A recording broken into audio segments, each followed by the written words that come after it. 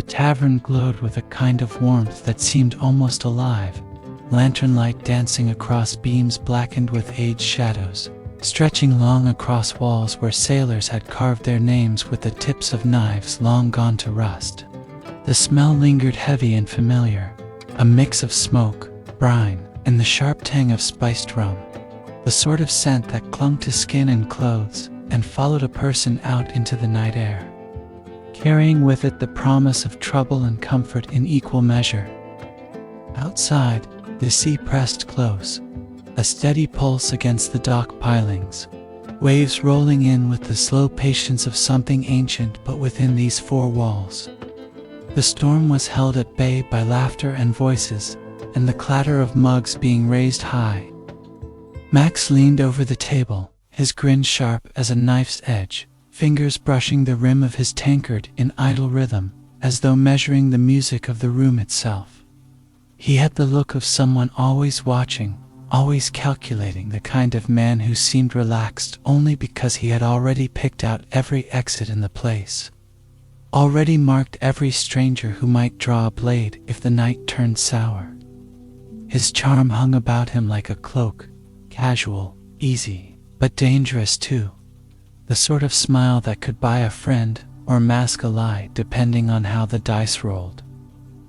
Across from him, Thatch sat like a boulder placed by the hand of some careless god, solid, unmoving, steady, the sort of presence that made the bench creak but never break. Her shoulders were wide, her arms corded with strength, and she held her tankard as though it weighed nothing at all. She drank not in haste, but in certainty, a slow, measured swallowing of ale that matched the calm cadence of her breathing, yet her eyes never drifted far. They tracked every doorway, every motion at the edge of the room, every shadow that stretched a little too long in the lamplight. Beside her, Talia let her fingers trail lazily along the side of her glass, eyes half-lidded, mouth curved in a smile that seemed to belong to some secret she alone could hear. The faintest shimmer of something unnatural hovered near her, like the aftertaste of lightning, like the smell of air just before a storm breaks open, and even in the noisy clamor of the tavern, it clung to her presence. Her voice, when she spoke, carried with it a lilt of danger, not sharp, but insistent, the tone of one who had already walked too far into the dark to turn back. Across from her, Alexi's words rolled out like the tide itself, measured, calm, unwavering. His hands, weathered from years of travel, moved gently as he spoke, each motion deliberate, each pause intentional. He wore his age not as a weight, but as a kind of armor, silver at his temples, lines carved deep from salt and sun, his eyes steady and clear as the surface of calm waters after a storm, where Max's energy sharpened the air and Talia's unsettled it. Alexi's voice grounded the table, an anchor cast into depths unseen. The tavern itself seemed to lean closer as he spoke, music softening, dice halting mid-rattle, laughter fading to murmurs. A fiddler's bow dragged slow across strings, carrying a tune that began light but shifted, note by note, into something sharper, something with edges that caught against the ear and lingered. Sailors who had been bellowing in drink just moments before turned their heads ever so slightly, the way men do when pretending not to listen but unable to resist. The room, the whole of it, seemed to bend, not in silence but in that wary listening that comes when a story edges too close to truth. Alexei told of tides that did not retreat, of waters that carried more than foam and weed. His voice painted ships adrift with sails sagging and torn, vessels that should have been claimed by the sea yet floated still, abandoned, their decks slick with more than just salt. He spoke of voices heard at night, not the gull's cry, not the wind, not the thunder, but something in between, something wrong. Words carried low over the surface of the waves, as though whispered by mouths that should no longer draw breath. He told of bones shifting in the dark beneath the tide of sailors who did not rest, who rose from the ocean floor with eyes empty as the deep itself. Max tilted his chair back, balancing on two legs, his grin crooked, his eyes glinting with disbelief he wore like armor. "Undead sailors," he said, letting the phrase hang, letting it catch in the air like bait tossed to the sea. His tone mocked, but his fingers drummed faster now, his posture tense beneath the veneer. His eyes flicked to the window, where rain streaked the glass, where the faint outline of the harbor could just be glimpsed. Talia's smile deepened, her gaze shifting not to Alexei but beyond, to some place unseen.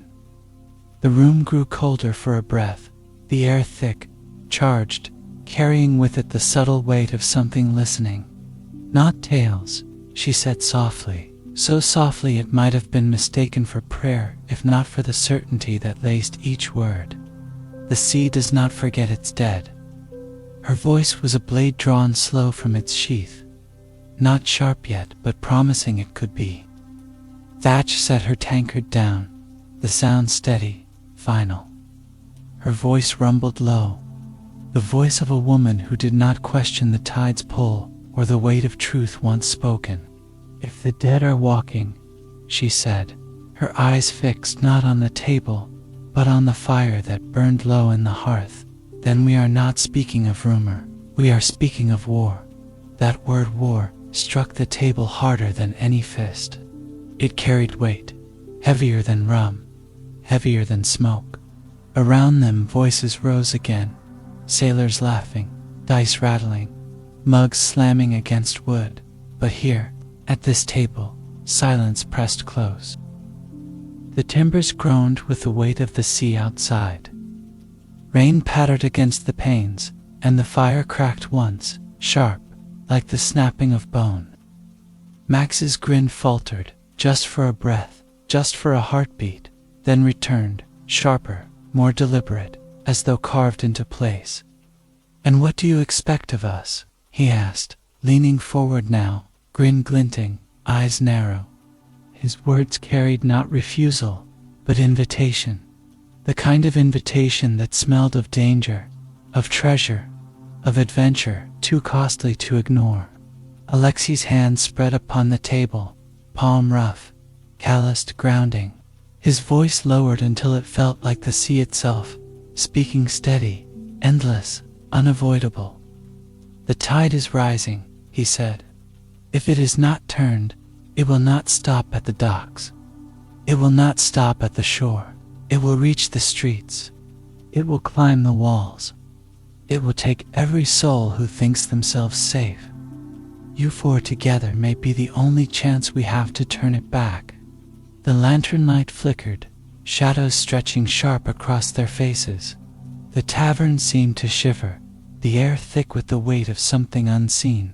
Talia's fingers tightened around her glass, her breath catching as though she already felt the storm's call.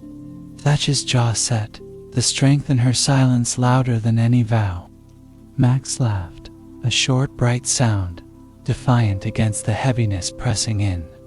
"Well," he said, his grin daring, his voice bright against the dark, "when the sea comes calling, it would be rude not to answer."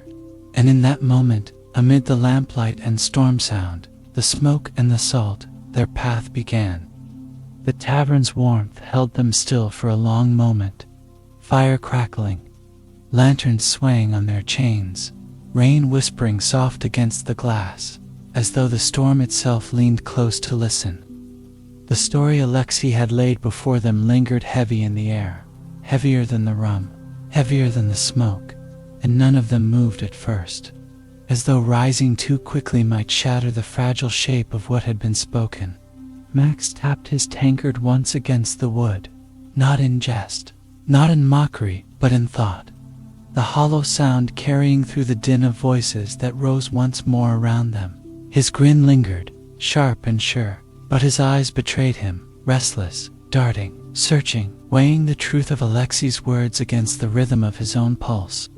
He lived for danger, yes, thrived on it, but there was something in the way the old man spoke, something in the way the shadows seemed to lean closer with every word, that made even his charm falter for a heartbeat.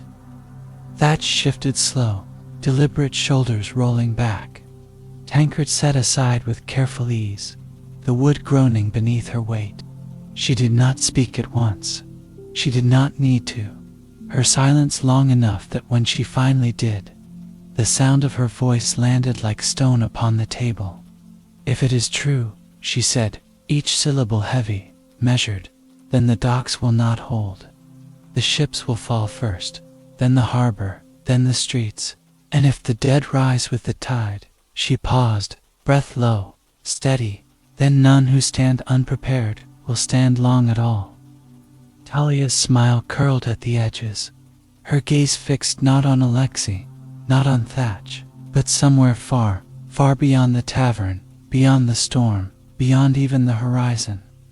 Her voice when it came was soft, lilting, almost coaxing, yet each word struck sharp as the whisper of steel.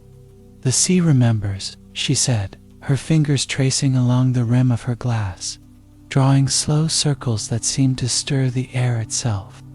"Every oath broken, every soul lost, every body sunk, all of it lingers, all of it waits." And now her eyes flickered, as though catching light no one else could see. "Now it calls." Alexei did not flinch at her words, did not turn from her gaze, though his hand tightened upon the table, knuckles whitening against the grain. "It calls," he said softly, his voice like the groan of deep timbers, like waves, grinding stone to sand, because something has broken the balance. "And if we do not answer, if we do not rise against it, then it will not be the docks, nor the streets, nor the harbor alone that fall. It will be the city entire.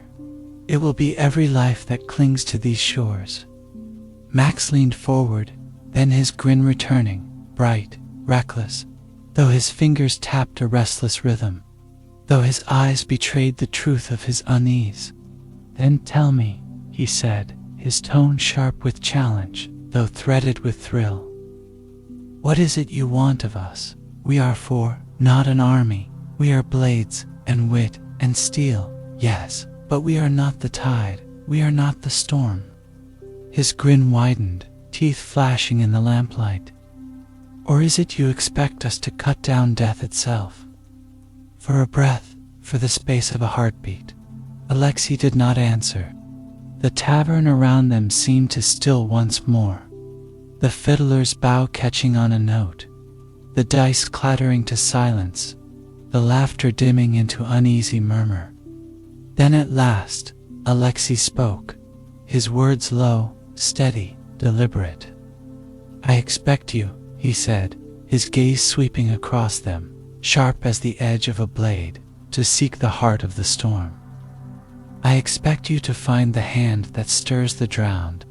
I expect you to do what none else can, to face the sea, not as sailors, not as cowards, but as those chosen by fate to stand against it."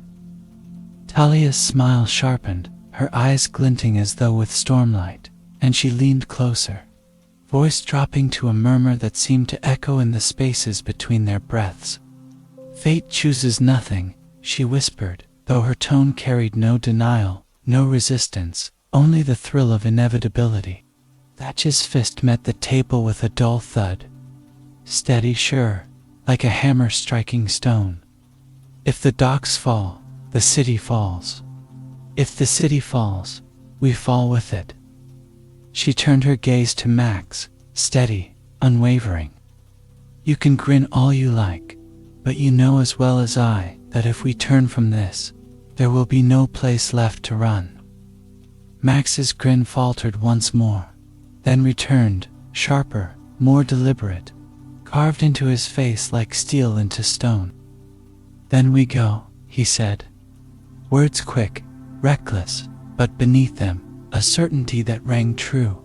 And so it was settled, not by vow, not by oath, not by any grand declaration, but by the simple weight of truth pressing down upon them, by the inevitability of the tide itself. The lanterns flickered, the fire cracked. The storm outside pressed harder against the walls, and in that moment their course was set. They rose from the table, slow, deliberate, the scrape of chairs against wood, sharp against the tavern's din. Eyes turned to follow them, sailors pausing in drink, merchants halting mid-laugh, the fiddler's bow catching once more in silence.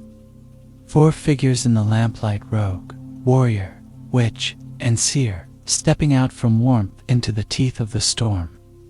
The rain hit them first, cold, sharp, relentless, washing smoke and ale from their skin, biting deep into cloth and leather. The harbor stretched before them, lanterns swaying on high posts, ships groaning in their moorings as the tide pulled harder, faster, stronger. The sea was restless, waves churning, not with the rhythm of storm alone, but with something deeper, something older, a hunger rising from beneath. Max pulled his coat tighter around him, grin flashing even through the downpour, his eyes bright with the thrill of danger, the spark of a gamble too bold to ignore. Thatch strode steady at his side, shoulders squared, jaw set, her silence a vow stronger than steel.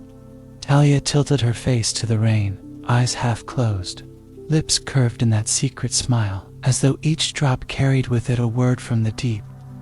And Alexei walked ahead, slow, deliberate, his steps sure upon the slick cobbles, his gaze fixed upon the horizon where storm and sea met as one.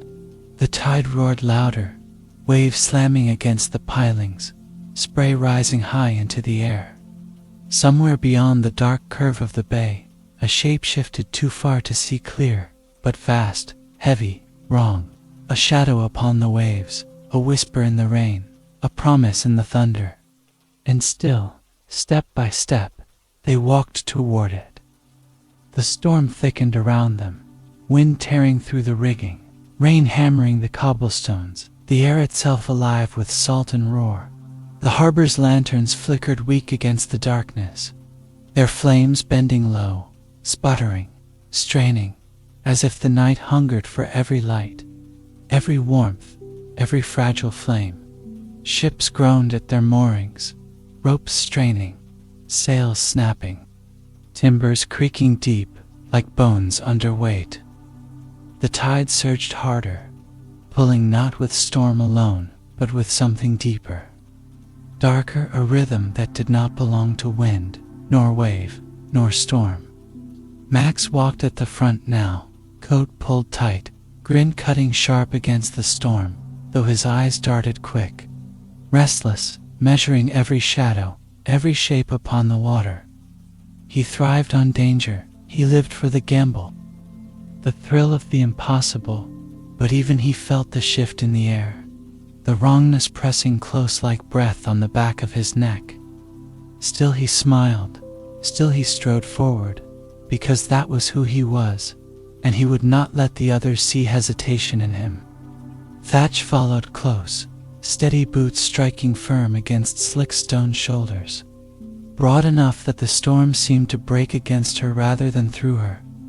Her silence was heavier than the thunder, her gaze fixed forward, unwavering, her body carrying the weight of certainty even when her heart whispered doubt. She had fought storms before, she had fought men and beasts and worse, but this was different.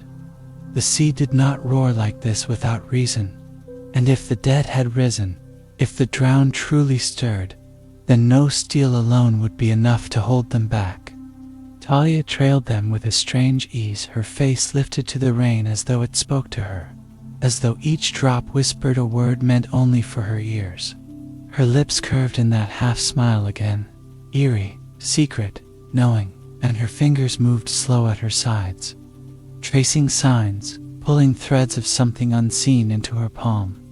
The storm welcomed her, bent around her, leaned into her, as though she were not walking through it, but with it, part of it, claimed by it.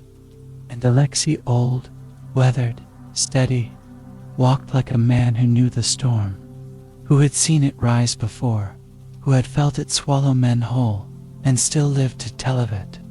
His cloak was heavy with rain, his hair plastered silver to his brow, but his step never faltered, not once. His gaze was locked on the horizon, on that shifting shape beyond the bay, on the shadow that loomed larger with every roll of the tide.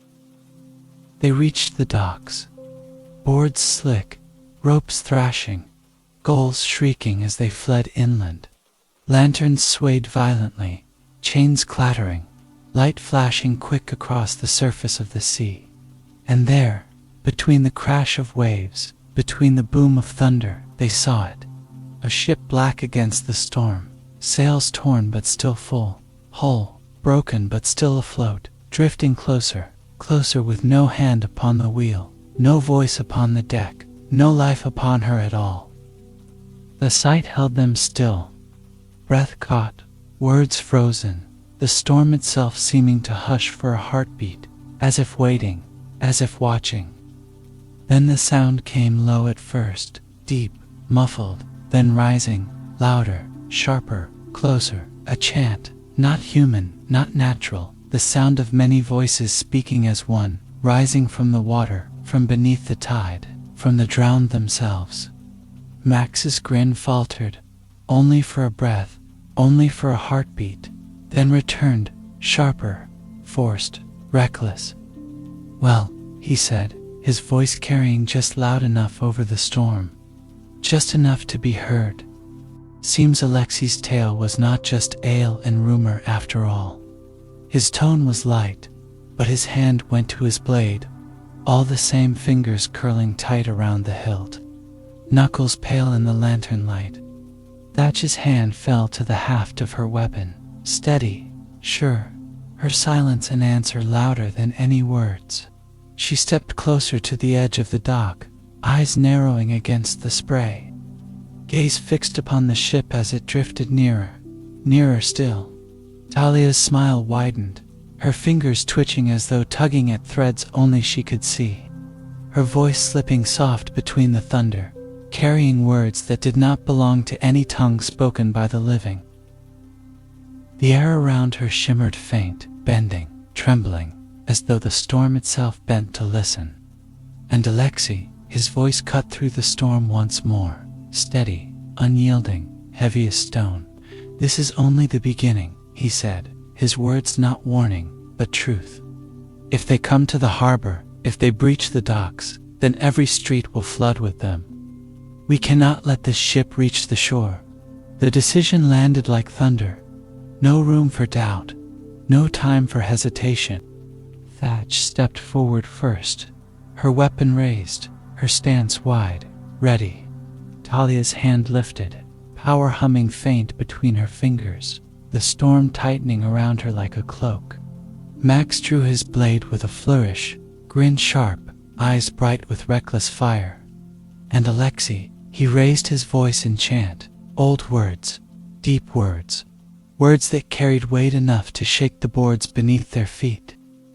The ship loomed larger, its deck shrouded in shadow, its sails snapping, its timbers groaning, and then as lightning split the sky, as thunder split the air, the first figure rose upon the deck.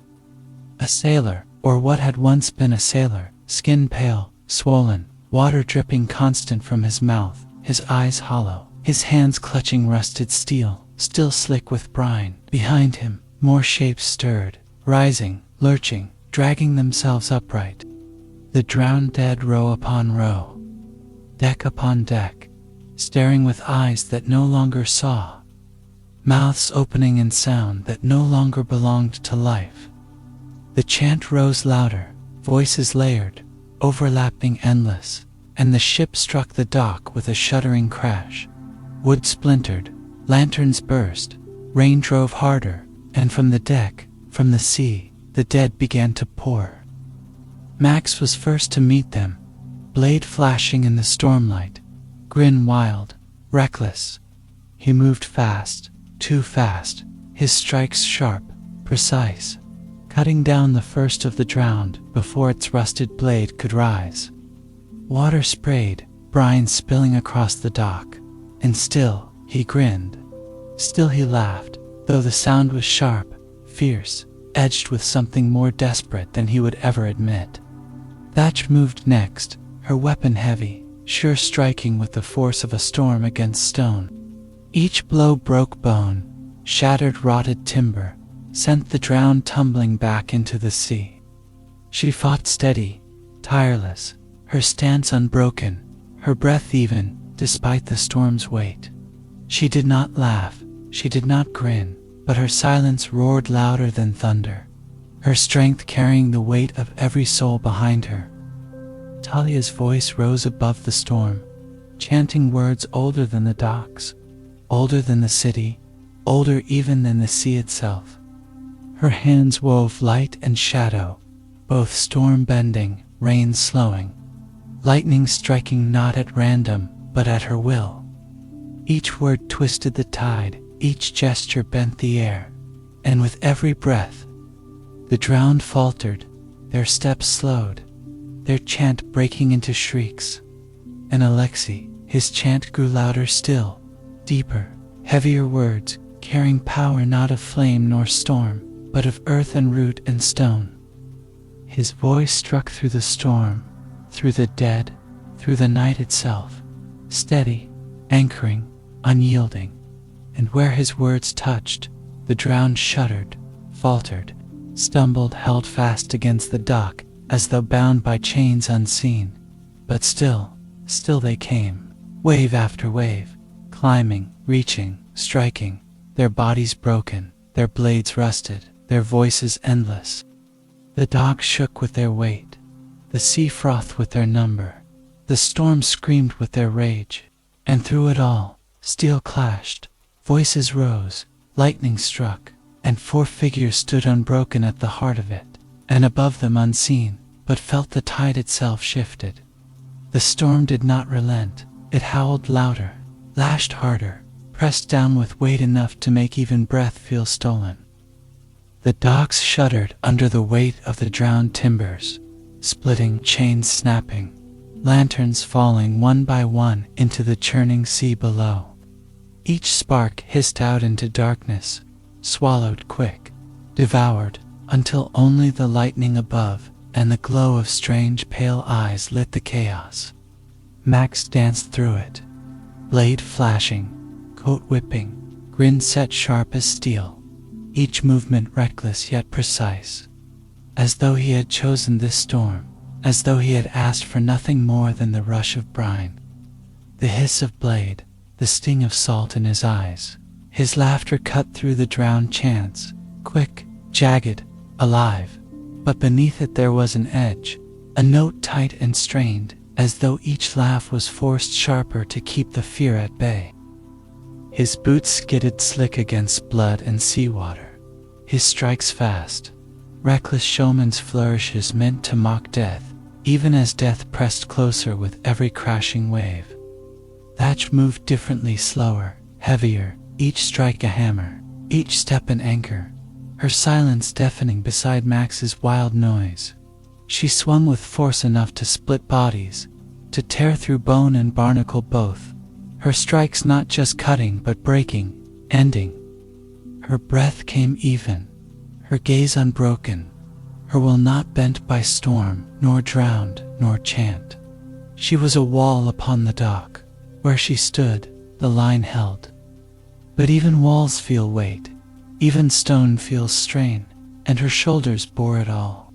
Each swing heavier, each step sinking deeper into the boards, as if the dock itself leaned upon her strength. Talia was somewhere between storm and shadow, her voice a current through the gale, her hands weaving light and darkness both, her hair plastered wet against her cheeks, yet moving as if pulled by unseen tides. She whispered words older than the drowned themselves, words that cut into the chant, unraveling, fraying it thread by thread. Lightning bent to her call, sharp, sudden, cracking white against the black sea, and each strike lit the drowned in grotesque tableau. Their forms twisted, their eyes hollow, their mouths dripping seawater, even as they screamed. Yet her smile never faltered. Strange secret, unshaken as though each shriek only deepened her joy. And Alexei, his chant was deeper, older, heavier. Not showman's laughter, not storm-lich whispers, but stone-breaking truth. His voice rolled steady, even when the dock quaked, even when the drowned howled, even when the storm tried to drown him out. His hands moved in circles, wide, slow, deliberate, and with each gesture, the air thickened, the boards held firm. The drowned stumbled as though suddenly caught in roots unseen. He stood unmoving while the storm raged, the still point at the heart of chaos, and though his age bent his body, his words bore weight enough to keep them all upright. Still, they came. From the broken hull spilled more, bodies swollen, armor rusted, eyes glowing pale like lanterns deep underwater. Their movements were wrung too stiff, too slow, and yet the sheer number, the endless tide, made hesitation dangerous. One stumbled forward, its jaw hanging loose, water spilling constant from its throat, and Max met it with a sharp thrust, blade sliding clean, his grin widening as he shoved it back into the sea. But another rose in its place, and another, and still more, climbed the dock from below. Hands clawing, nails black, skin gray with rot. The dock itself began to bend, two grown boards splitting, water bursting up between the cracks. The drowned pulled at the foundations, dragging, tearing, sinking the planks even as they fought. For every one struck down, two more dragged themselves from the tide, and the weight grew heavier, louder, closer. The sea was not empty, it was full of bodies that should have sunk, full of voices that should have silenced, full of hands that should have been still. Max kicked another back, blade slashing, coat plastered wet against his body, his laughter cutting sharp again, fierce, reckless. He looked to Thatch, just for a heartbeat, and she met his glance with silence, steady, unshaken, her weapon still rising, still falling, still splitting the drowned apart. He smirked wider, not for himself, but for her, for the weight she bore, for the steadiness she kept, for the certainty that she would not let the dock fall while she still stood. Talia's voice rose higher, sharper, her words a shriek now, cutting against the drowned chant like steel against glass. The lightning no longer struck wild, it struck where she willed, it struck who she named, each bolt slamming down with the crack of bone and the hiss of water boiled to steam. Her eyes glowed faint, her smile widening, unearthly as though the storm itself had chosen her, as though the sea itself bent toward her hand. And Alexei, his chant deepened, grew louder still, the boards beneath him glowing faint, runes shaping, roots twisting up through wet timber, bracing the dock against collapse. His voice shook the drowned closest to him, their steps faltering, their hands pulling away as if burned.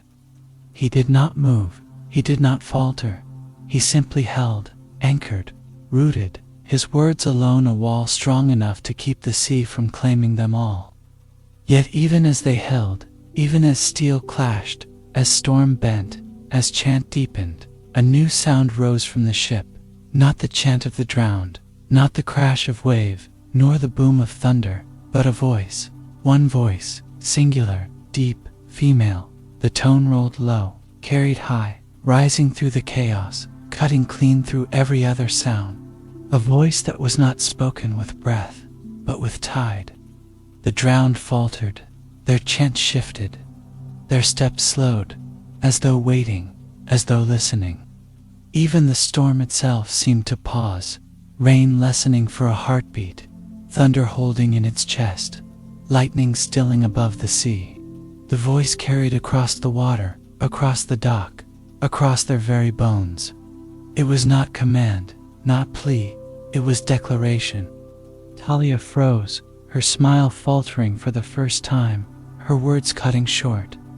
Max's grin flickered, his eyes widening just slightly, his blade lowering only for a heartbeat.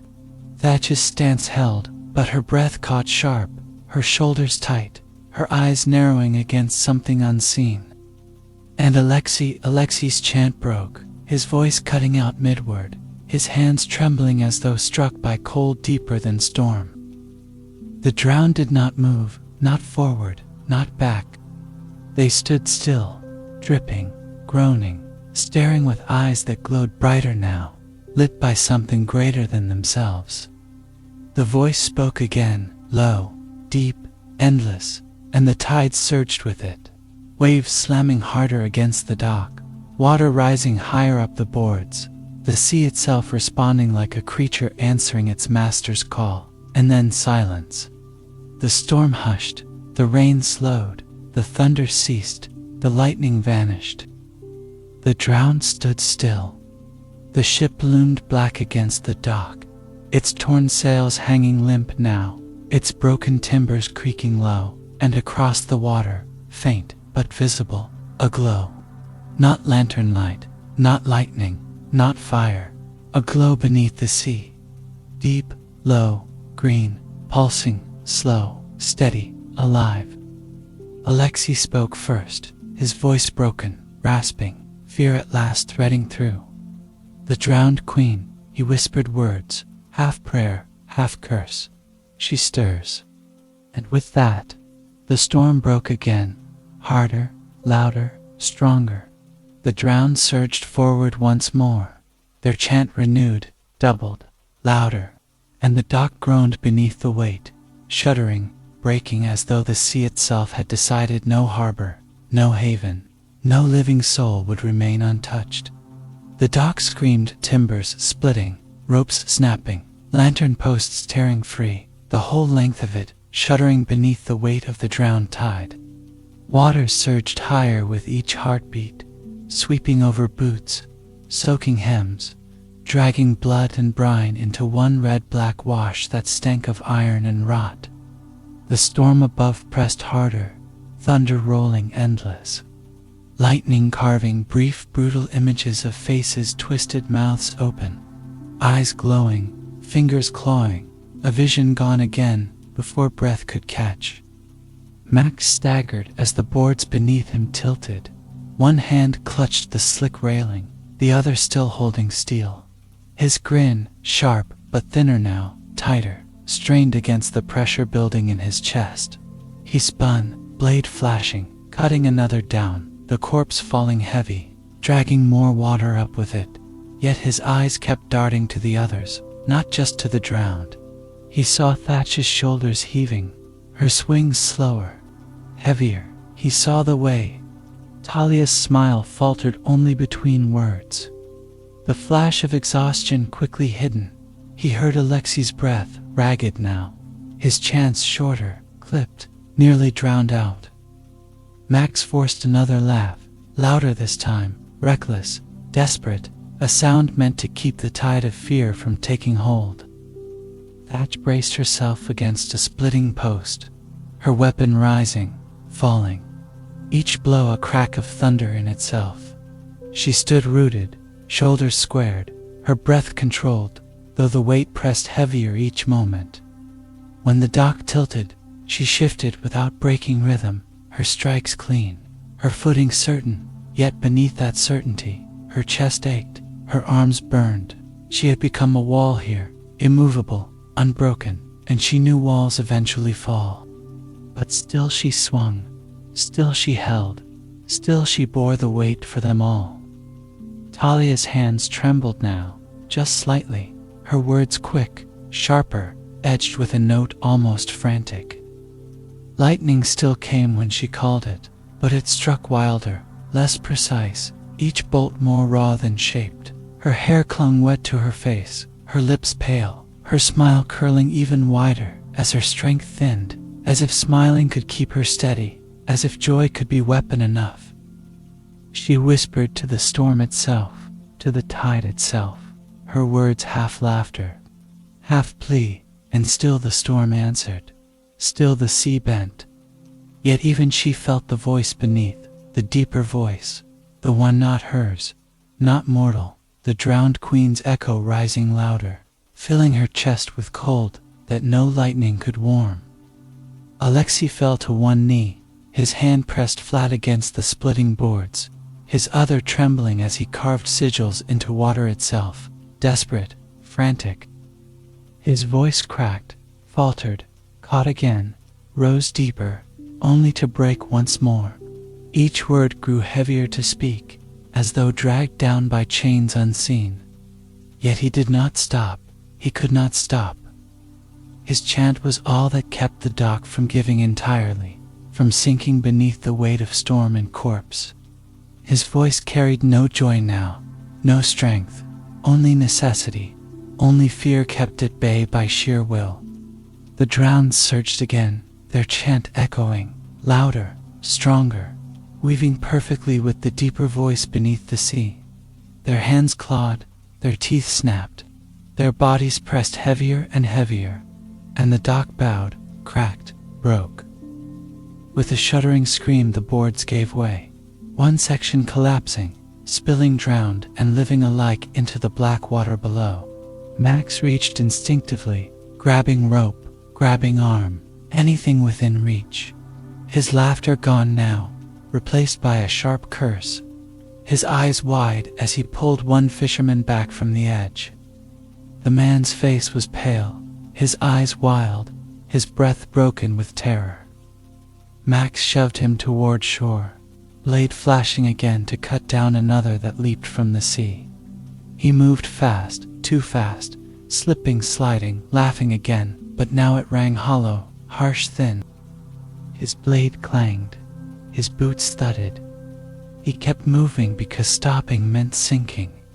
Thatch lunged forward when another section broke.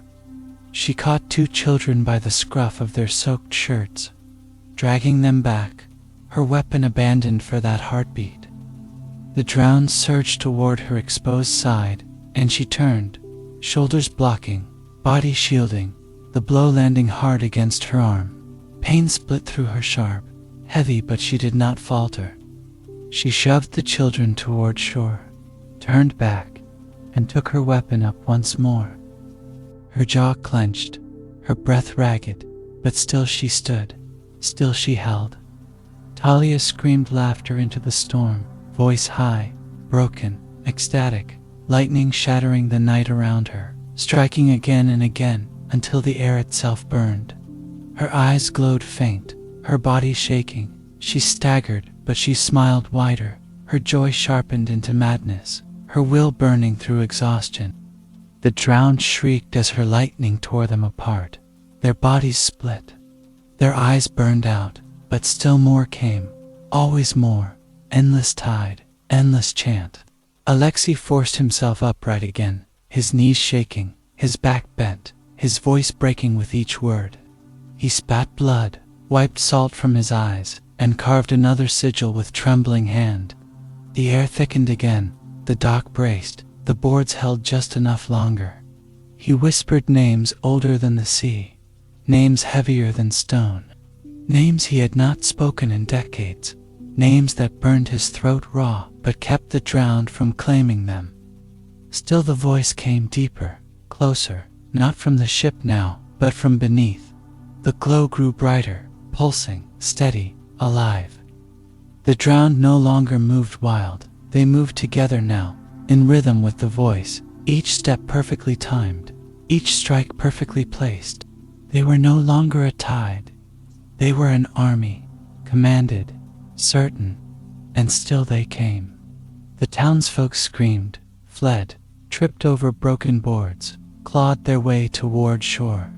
Some were dragged back into the sea, their cries cut short, their bodies pulled under. Others scrambled up, their hands bleeding from splintered wood, their eyes wide and wild. The council shouted orders from the shore, their voices lost in the roar, their gestures frantic, their fear plain. The dock bowed again, split again, and this time the break was final. The timbers screamed, snapped, tilted, collapsed. The whole length tore apart, crashing into the water, bodies and corpses both spilling into black waves. Max leaped, his boots slipping, his hand catching rope just as the section beneath him gave way. His body swung, slammed, his laughter gone again, replaced by a sharp grunt of pain. He pulled himself up, blade between his teeth, coat soaked, body trembling. But he rose again, still grinning, still standing. Thatch fell with the boards, her grip tearing splinters as she tried to hold. But Alexi's hand shot out, his grip iron despite his trembling. He hauled her up, his voice breaking mid-chant, but continuing still. She stumbled, spat water, lifted her weapon once more, her gaze set, unbroken. Talia hovered near collapse, her body shaking, her smile thin but still there. She whispered again, called lightning again, each strike slower now, each strike costing more. She swayed with the dock's collapse, her knees buckling, but still she raised her hands. Still she called. The drowned queen's voice surged loud, loud enough to silence all else, and with it came the wave. Taller than masts, broader than ships, the sea itself rose, curling, looming. It blotted out the horizon, the stars, the sky itself. A wall of black water streaked with green glow beneath. For a heartbeat all was still, all eyes turned upward, all voices caught silent. Then the wave came down. The world vanished in salt and dark. The wave struck like a mountain breaking loose. The sound alone enough to crush the chest, enough to hollow the breath from lungs before the water even touched skin. Then it came black, heavy, endless, swallowing dock and ship and shore in one unstoppable sweep. The lanterns vanished first, their little flames pinched out as though they had never been. The fiddler's music cut mid-note, the cries of townsfolk splintered, carried away. Boards snapped, beams tore loose, ropes whipped like serpents through the air. Then all was water, salt, dark. Max's grin went with his breath torn from him as the sea wrapped around, pressed in, crushed down. The cold burned first, teeth biting, skin stinging, then the weight bore deeper, heavier, driving his body down. He twisted, arms clawing, legs kicking, his blade gone, ripped from his hand by the first pull. He reached, caught nothing, reached again, touched only water, only limbs that weren't his, only hands dragging him deeper. He laughed once, or tried to, bubbles bursting quick from his lips, swallowed instantly by black. His chest heaved, empty, screaming. He kicked harder, his coat dragging, his hair pulling tight across his eyes. Shapes flickered, faces some he knew, some he didn't, all pale, all open-eyed, all moving slow, as though the tide itself carried them. Thatch fell deeper still, her body pulled heavy with armor, her boots like anchors. She struck downward first, trying to find footing. There was none, only depth, only weight. Her lungs held longer than most trained, steady, but still the ache began, still the edges dimmed. She pushed upward, with arms broad and strong, her fingers clawing, her shoulders burning, yet each stroke dragged slower, heavier, weaker. Hands brushed hers, not living, not warm, slick, cold, dragging her down by the wrists, by the shoulders, by the hair. She snarled soundless, bubbles pouring from her lips, and tore free once, twice, but more came. Her eyes burned, her chest screamed, her limbs trembled, but she still fought, still shoved upward, even as darkness pressed. Talia spun in the water, hair trailing, eyes wide, smile gone at last.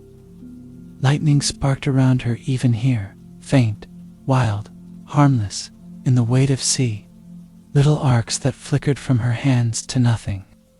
She tried to call it, tried to shape it. Only bubbles came, only salt filled her throat. Her arms drifted, her body twisting, her laughter trapped in her chest where no sound could form. She saw faces around her, the drowned circling, their mouths open as though speaking, but she heard nothing now. Not even her own heartbeat, not even her own breath. Their eyes glowed faint green, gold blue, each color wrong, each color piercing. They reached for her with arms too long, fingers too many, and she reached back, half willing, half entranced. Her body swayed like kelp, her lips parted, her lungs crying, but her smile curved faint once more, soft, strange, as if she was listening still. Alexei sank like stone, heavy robes, heavy bones, heavy silence. His eyes shut at first, too much, too loud, too pressing, but he forced them open, forced them wide, forced them to see. He whispered even here, no sound, no air, only lips moving, only the rhythm of words shaping still. His hand pressed to his chest, his other outstretched. He traced symbols not in ink now, not in chalk, but in the trail of bubbles from his lips. They drifted upward, twisting, spiraling, then gone, swallowed. Still he drew them, still he whispered, still he fought. The sea pressed harder, the cold deeper, the silence heavier, but he pushed, if only to mark his soul's place, if only to leave his defiance in the water itself. Then deeper still, the glow came. Not lanterns, not lightning, not stars through surface, but a city. A city beneath the waves, vast and terrible, sprawling across the seabed where no city should be. Its towers bent, broken, yet still standing, its gates gaped, its windows glowed, its streets moved with shadows not their own. Through its archways came figures, slow, certain, endless, each one drowned, each one glowing, each one bound. And at the heart, a throne of coral, jagged, growing, alive. Upon it, the shape of a woman, vast and shifting, her hair trailing into currents, her fingers long, her eyes open, the drowned queen, watching, waiting, patient. Her gaze swept them, each in turn, lingered on Max's struggling grin, lingered on Thatch's iron snarl, lingered on Talia's trembling smile, lingered longest on Alexei's whispered defiance. Her mouth opened, and though no sound reached them, each heard her voice within bone, within blood, within breath itself. You rise, you fight, you fall, you return. All seas return to me. Max thrashed harder, bubbles tearing from his mouth, chest screaming raw. He forced his eyes from her, forced his limbs upward, forced his grin back sharp, even as water filled him. He clawed against the tide, against the pull, against the queen's gaze. He refused to look again. His body shuddered, his chest spasmed. Still he kicked, still he pushed. Thatch bared her teeth, her eyes locked on the queen, her grip breaking free of another drowned hand. She tore upward stroke by stroke, every muscle shrieking, every joint burning. Her lungs flamed, her chest near broke, but she moved still, fought still, lived still. She spat salt, though none left her mouth, spat rage, though no sound left her throat. Talia reached, and for one heartbeat, she nearly gave in. Nearly took the queen's hand, nearly followed the shadows into the city of glow and silence. But lightning flickered again, faint but hers, a spark crawling over her fingertips. Her smile twisted, not surrender now, not joy, but defiance, sharp as storm. She tore her gaze away, tore her hand back, and the spark carried her upward stroke by stroke. Alexei shook, his limbs trembling, his lungs clawing inward, but still he traced, still he whispered. His words now burned not upward, but outward, carving into the water, into the current, into the queen's gaze itself. Her eyes met his once more, patient, unyielding, and for the first time she blinked, not in fear, not in loss, but in acknowledgement. Then she let him go. The current shifted just slightly, enough to carry them upward, enough to pull them from the throne, from the city, from the glow. They rose, slow, heavy, breaking through hands and shadows, breaking through cold and black. Their chests screamed, their vision dimmed, their bodies failed, but still they rose.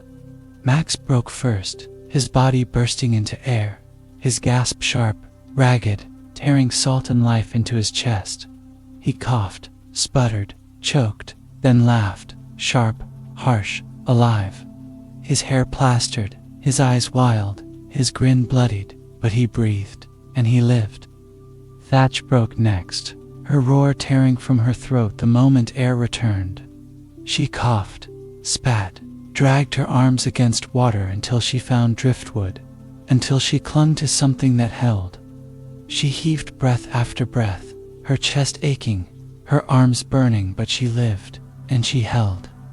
Talia surfaced laughing again, laughter broken, frantic, wild, but laughter still. She threw her head back, hair whipping, sparks crackling faint over the water, as if lightning refused to leave her even here. She gasped, choked, then laughed louder. Alive, alive, alive, alive. Alexei surfaced last, his breath ragged, shallow, each cough tearing deep.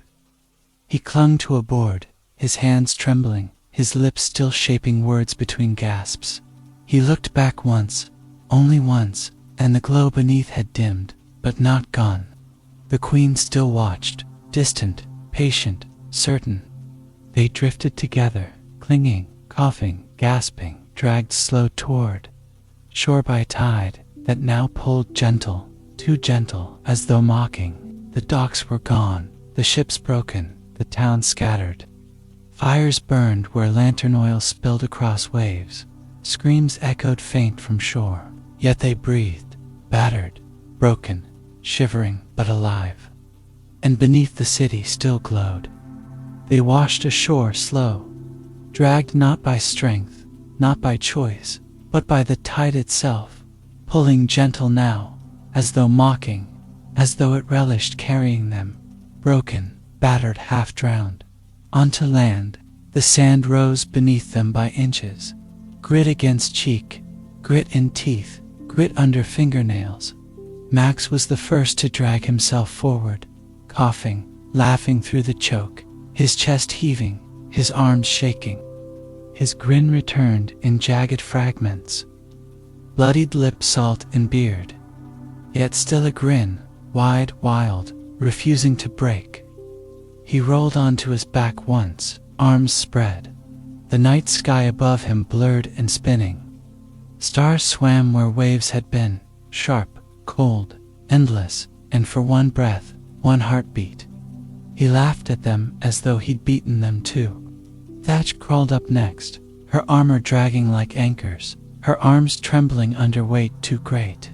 She forced her knees forward, dug fingers into sand, hauled her body inch by inch, until she collapsed beside a broken post, half buried in shore.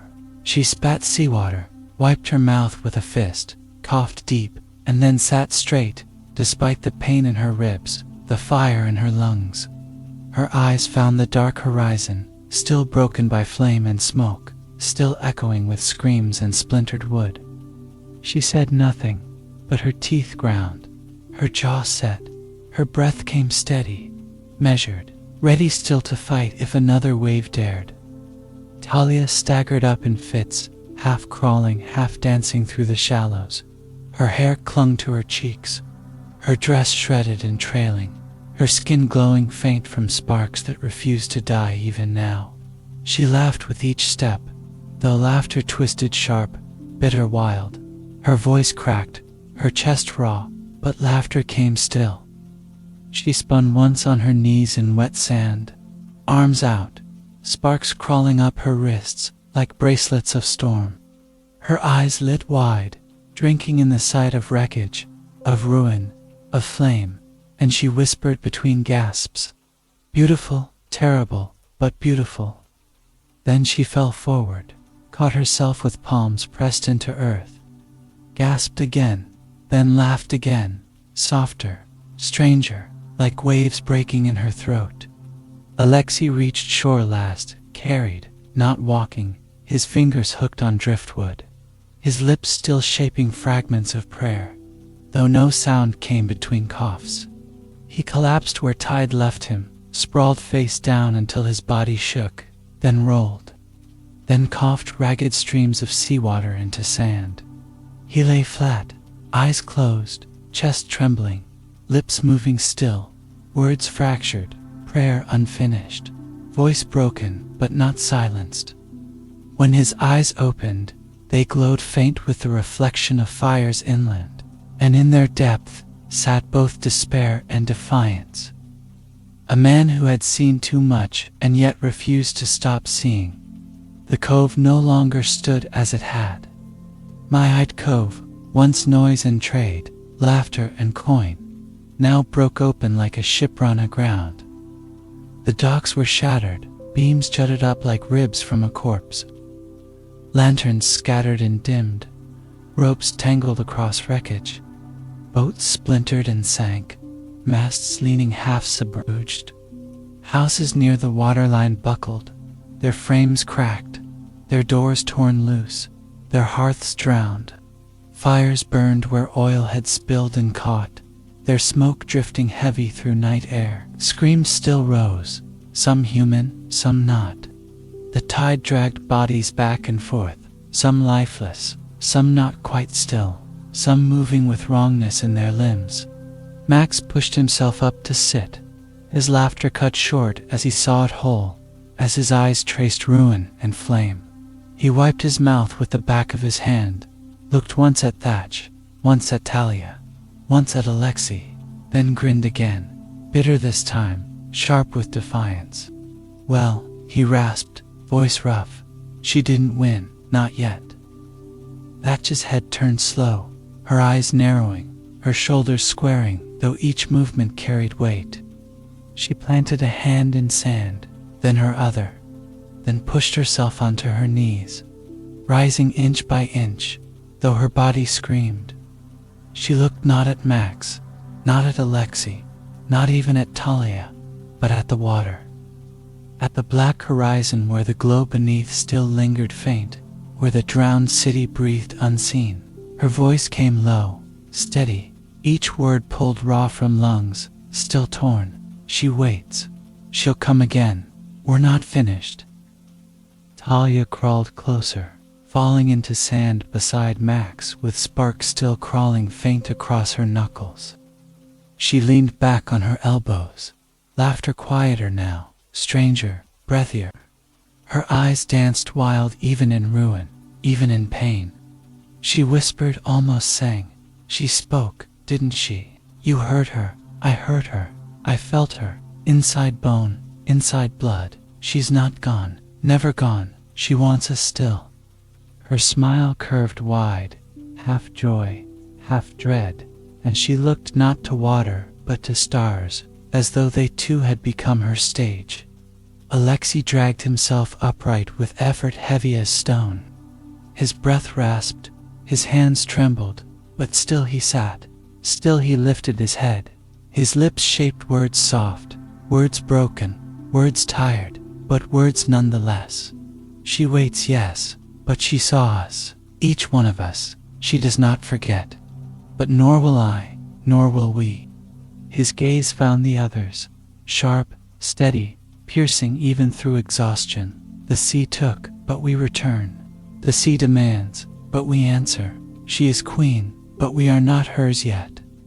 A scream rose from inland, high, sharp, terrified. Another followed, then another. Figures staggered down the shore, townsfolk, survivors, some carrying children, some dragging the wounded, some empty-eyed and lost. They stumbled in groups, calling names, weeping, bleeding. Max rose at once, unsteady, swaying but rose. He waved, called hoarse, his voice breaking but carrying. Here, here, the shore is clear. He coughed after, fell to one knee, but still called again, still drew them closer. The townsfolk gathered, broken and scattered, clinging to one another, clinging to the four who yet stood. Faces pale, eyes wide, some recognized Max, Thatch, Talia, Alexei, some only saw bodies still standing, still breathing, still unbowed. Questions spilled. What happened? What was that wave? Where do we go? What do we do? Thatch raised a hand, not loud, not soft, just steady, commanding. The crowd hushed, breaths held, eyes on her. She stood then, though knees trembled, though chest ached, though each step forward drove pain through bone. She looked at them all, each face, each tear, each wound, and she said only, "You live. That is enough tonight. We'll make it more tomorrow." Talia laughed then, sharp, sudden, startling those nearest. She tilted her head, sparks flickering faint as she raised her arms wide, as though addressing both crowd and sea. "Tomorrow, yes, if tomorrow comes, but tonight we're still here. She tried to take us, she failed, you hear that?" She turned, shouting to the water, to the horizon, to the queen beneath, "You failed." Then she laughed again, wild, sharp, her hair sticking to her cheeks, her voice half song, half scream. Max stepped beside her, his grin bloodied, his voice rough. "She'll try again, but she'll see we bite harder." He spat salt into the sand, his eyes narrow, his shoulders squared. "And we'll bite first if we can." Alexei came last, his voice quiet but carrying, his words steady, each one placed with care. "She waits, and we prepare. Not just us, all of you. This cove is not gone if we still breathe. The sea will come again, but we will not bow." The crowd held to those words, fragile still, broken still, but clung to them. For even as ruin smoldered, even as cries echoed, even as the drowned stirred in tide just beyond sight, there was breath, there was fire, there was defiance, and beneath, far, far below, the city glowed brighter once more. The queen sat patient on her coral throne, her gaze upon the shore, her voice unheard, yet heavy as tide. Tomorrow, tomorrow, she would rise again.